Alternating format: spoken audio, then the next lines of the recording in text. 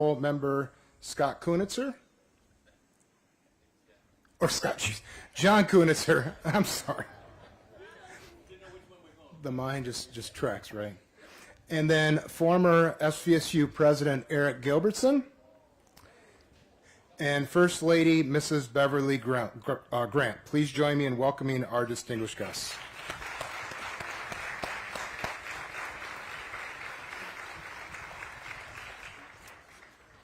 We also have distinguished members of our legislative delegation and staff. Please stand when your name is called.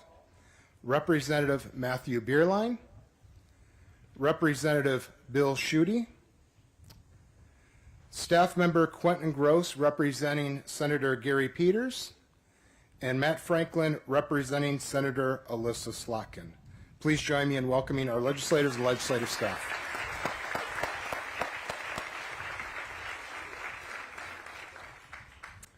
We also have our local elected officials, our Regional Economic Development Organization and Chamber of Commerce presidents, members of the SVSU Alumni Board, members of the SVSU Foundation Board, and finally members of the SVSU Board of Fellows.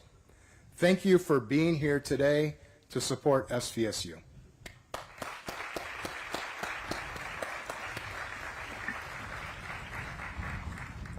Most important, today we are joined by current and former SVSU faculty, staff, students, friends, and family.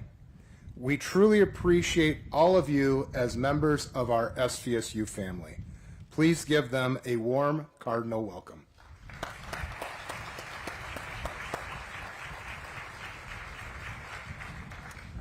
Today's ceremony brings together the voices and perspectives that made the transformation of this important educational facility possible. From the generous funding and visionary design to academic leadership, student voices, and our institutional commitment to excellence. Every building on this campus has a story. The building we stand in front of today was named after Maurice E. Brown, one of our founding Board of Control members. Maurice Brown was a true champion of education in the Great Lakes Bay region. After serving as Saginaw's mayor from 1955 to 1957, he helped found Delta College and became its first board chair.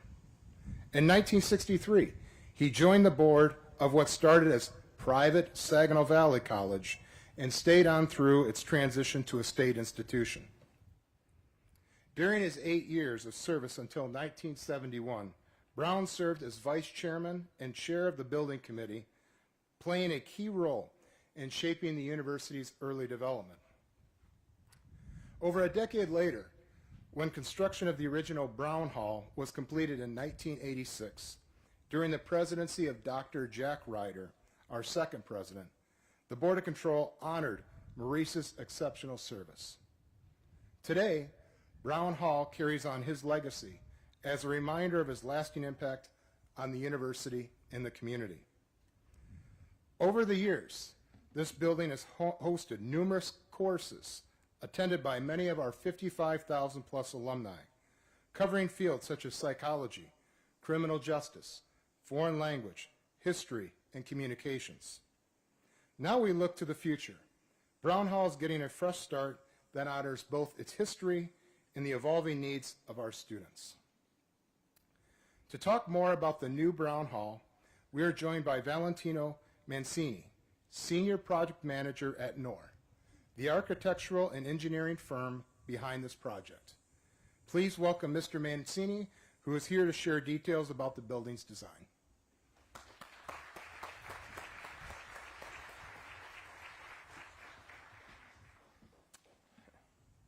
Thank you, John, and good afternoon, everyone.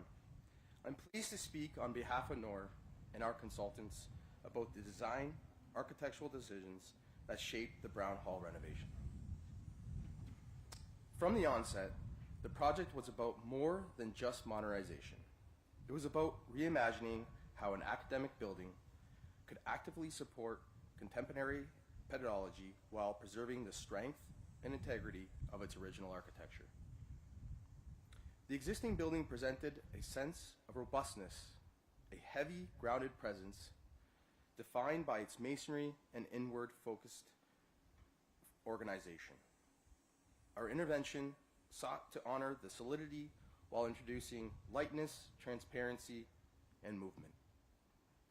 At the heart of the renovation, it is a new angled corridor which cuts diagonally through the building to create a visual, physical connection across program zones. This move not only reorganizes circulation, but creates a dynamic spatial experience, drawing occupants into the center of the building and revealing previously hidden relationships between spaces. It also allows natural light to penetrate deep into the first floor, particularly into the student collaboration areas, which is central to the learning experience. Materiality played a critical role. We retained the building's original brick to preserve its natural language, but introduce glass brick to counterpoint and adding luminosity and rhythm to the interior corridors. This interplay of heavy and light helps articulate zones of transition between public and private realms and between legacy structure and contemporary building systems. Ultimately, the design balances old and new, maintaining architectural continuity while embedding flexibility, openness, and collaborative energy into the daily life of the building. It's a thoughtful, intentional transformation designed to serve the students not just today, but well into the future. Nor and our consultants appreciate the opportunity to work with SVSU on this project and look forward to many more in the future. I thank you.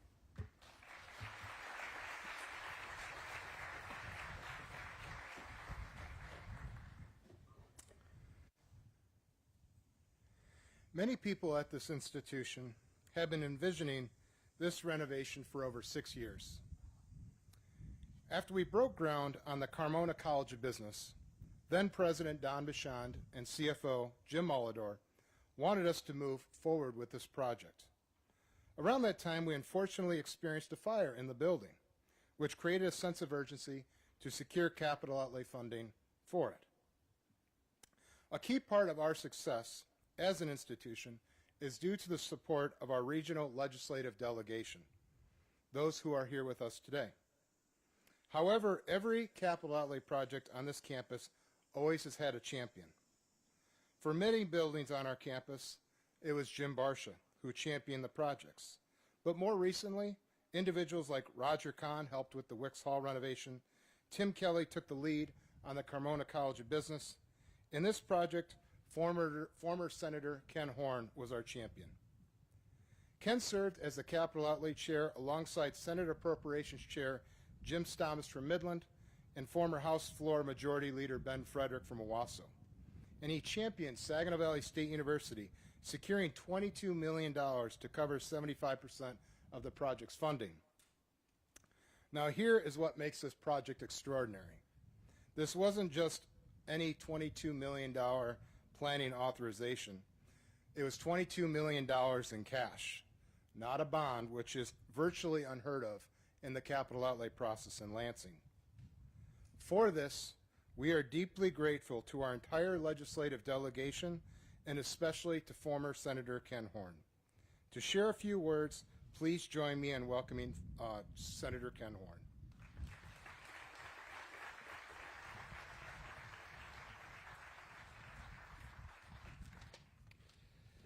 Thank you, John, and good afternoon. The economic success of any region or state depends heavily on its long-term investment in educational infrastructure. I'm proud of the work we did together to make today's celebration possible. This renovation represents a true collaboration of state support, university commitment, and community investment. It was a pleasure working with my partners like John Kaczynski, Senator Jim Stamas, Representative Ben Frederick, and many others. Together, we accomplished something pretty amazing. During the time when our governor was denying all applications for infrastructure bonding, We gained the governor's support in a rather unconventional way through a direct cash grant. It's because together we made a powerful case that Brown Hall's renovation would benefit not just SVSU students, but also the broader economic and educational viability of our region and the state of Michigan. Public dollars invested in spaces like this generate returns through improved learning outcomes, increased enrollment, better faculty retention, and stronger community partnerships. The Brown Hall renovation, from planning to completion, exemplifies the thoughtful investment needed in Michigan to stay competitive in higher education and economic development. And as for our Great Lakes Bay region, Brown Hall will serve as a catalyst for student success and regional growth for decades to come.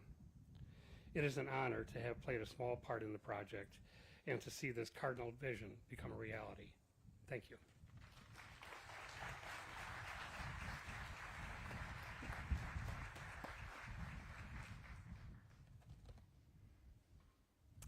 Thank you, Senator Horn.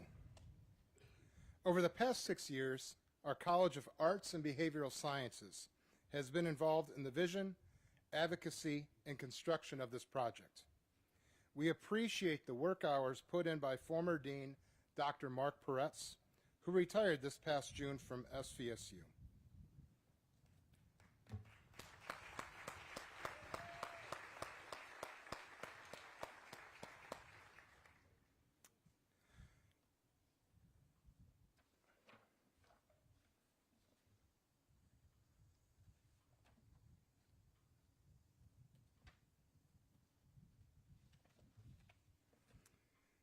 I apologize, the wind's turning pages on me. Many classes in this building will be offered by the College of Arts and Behavioral Sciences. To discuss how this building will enhance teaching and learning for the college, we have our new Dean of College of Arts and Behavioral Sciences, Dr. Brandon Haskett. Join me in welcoming Dean Haskett.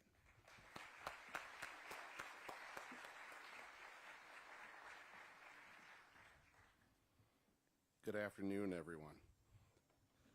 Thank you to everyone who helped make this a reality for our students, faculty, and staff.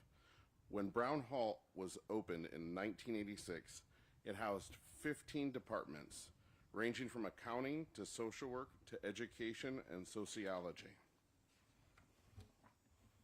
Now I'm finding the pages. Office space was limited on campus and departments were small. This renovation reinforces the commitment to a transformative educational experience. Today, Brown Hall will house 7 different arts and behavioral science departments with fewer occupants than in 1986 in an enlarged building and will truly exemplify the standout facilities and beautiful campus that SVSU is known for. The active learning classroom and lab spaces will provide flexibility of instructional strategies and a myriad of options for engaging our students in hands-on, real-world learning opportunities. The technology available in Brown Hall will be cutting edge and enable us to prepare students for jobs in an ever-evolving world. In addition, the space will be more welcoming with improved lighting, seating, and study spaces, which will encourage a vibrant academic community on SVSU's campus. We are excited for this reopening and look forward to everyone creating, researching, exploring, and collaborating in this beautiful space.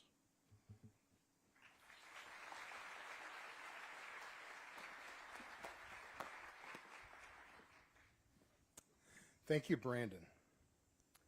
SVSU is deeply committed to delivering high-quality academic programs. These range from nursing programs, which have a 99 first-time pass rate, and teaching programs that rank in the top 5 out of 28 in Michigan, to having a moot court team that ranks number 4 in the United States.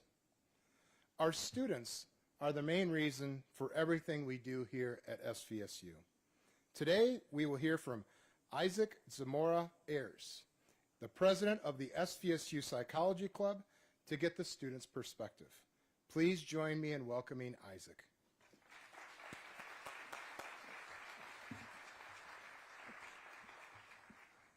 Thank you, John. Good afternoon. I'm a senior psychology student, president of the Psychology Club here on campus, and a Robert Gilbertson Fellow.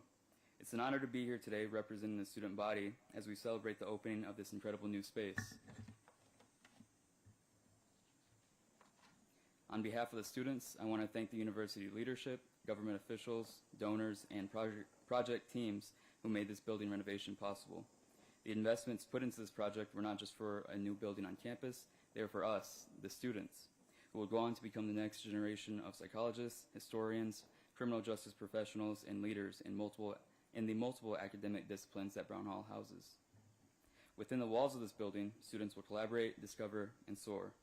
With new laboratory equipment, ample space to study, and proximity to the many professors who care so deeply about our education, this is something that we are truly grateful for as students here at SVSU. With that being said, I wanted to give one last thank you to everybody involved and everybody who has invested their time and resources into creating a space that will inspire amazing research and scholarship. I know the impact of what we'll accomplish here in Brown moving forward will be felt far beyond our campus. Thank you.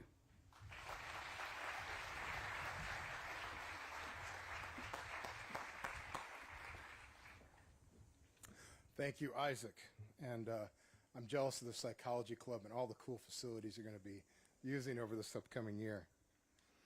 At the core of any university is its leadership, the vision, dedication, and steady guidance that shapes the institution's future.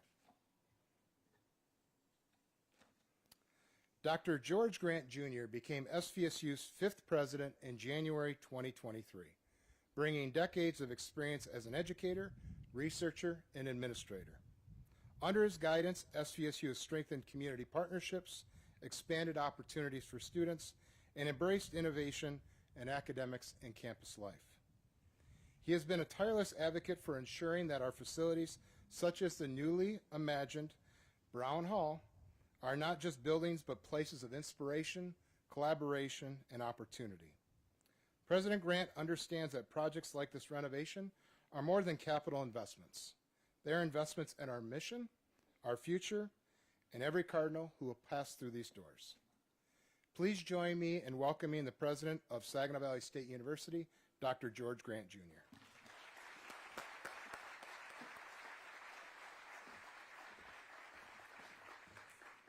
Good afternoon. Wow, good to see all of you here today. Thank you so much. So the Brown Hall, the idea started and the building started before I got here, so I can't take credit for any of that, but I get up here and talk about it. But I do want to make one suggestion is that the next time faculty and staff that you want a new building, please don't burn the current building. We will find other ways to do that. So thank you for that. I also want to thank our conference services. They're putting all of this together. They do such a wonderful job, and this is fantastic.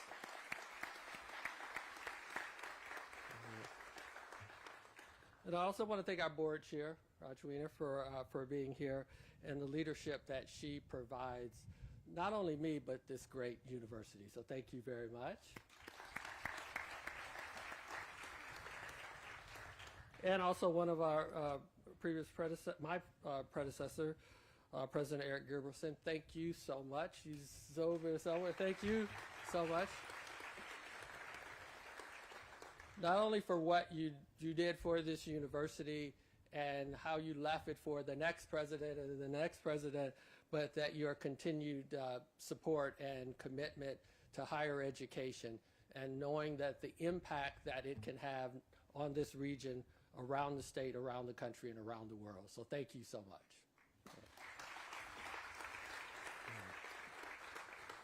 So we stand here, well, I stand here today, some of you stand here today, but we stand here today to celebrate Brown Hall. This is a fantastic building that once you get a chance to go in and see, that you will see the opportunities that it's going to provide for faculty and staff, but more importantly, the opportunities that it will provide for students. What we want to do is find a way, or continue to find a way, to tap into student creativity. If there's a problem, Here's how we can solve it. But you know what? There are hundreds of other ways. And so can we look at other ways to address those issues that are impacting our community and impacting our world? And our students stand at the forefront of that. If you look at all of the things that they're involved in, it's making a difference in this region. And when you look at when they've graduated, where they're at in the world and the impact that they're making there. Brown Hall is an example of that. It stands as that beacon that will draw faculty in, will draw staff in. People from around the world say, I want to work there, and it will draw students there. And students will have the opportunity to work with the best to become the best. And that's what we see with Brown Hall. And so as you go in there today to look at it and see everything that it has to offer, that you will be inspired. And some of you have said, I'm going to come back to school, because that's how impressed you're going to be. And so we have admissions here, so we definitely can sign you up. That is not a problem. All right. So Brown Hall stands as a testament to what can be accomplished when people work together, and you heard from some of the people who work together.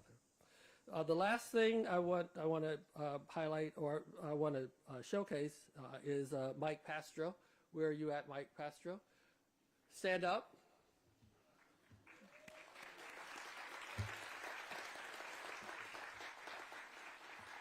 Mike is the director of facilities, so all of that you're going to see, it's his work, his vision, it's him bringing everybody together for this to happen. And so we so appreciate all of your work, and we know the countless hours and early mornings and late nights and weekends and all the different people that you have to work with that you've done that. So, Mike, thank you very much. And the very last thing that I could say that today, Mike received the certificate of occupancy.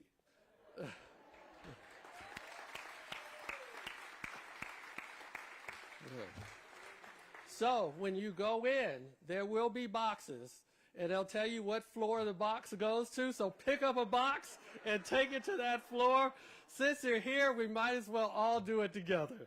So thank you all very much. Thank you for being here, and thank you for your commitment to this university, to higher education, to our students, and to this region. Thank you.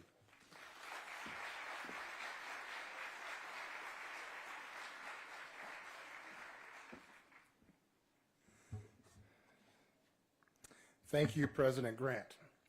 And thank you to all of our speakers for sharing these helpful perspectives this afternoon before we walk in and tour these hallways and these classrooms. As we conclude our formal remarks, I would like to thank everyone who has made this day possible. Our generous funders, visionary designers, skilled contractors, dedicated university partners, and more importantly, the students and faculty who bring these spaces to life. It is now my honor to invite our ribbon-cutting participants forward to officially dedicate Maurice E. Brown Hall for its next chapter of service to our university and community. President George Grant Jr., SVSU Board of Control Chair Raj Weiner, former Senator Ken Horn, Dr. David Schneider, SVSU Professor of Communication and the longest-serving faculty member in Brown Hall, and Isaac Zamora Ayers.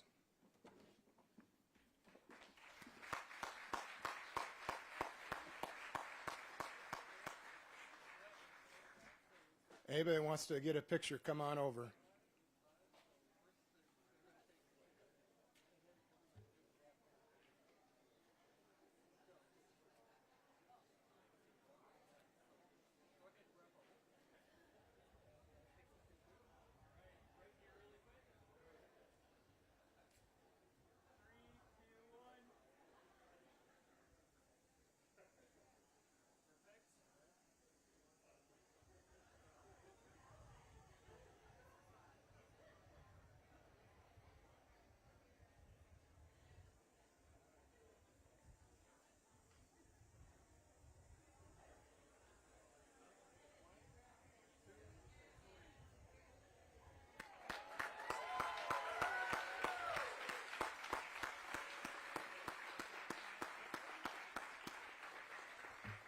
Ladies and gentlemen, Brown Hall is officially reopened.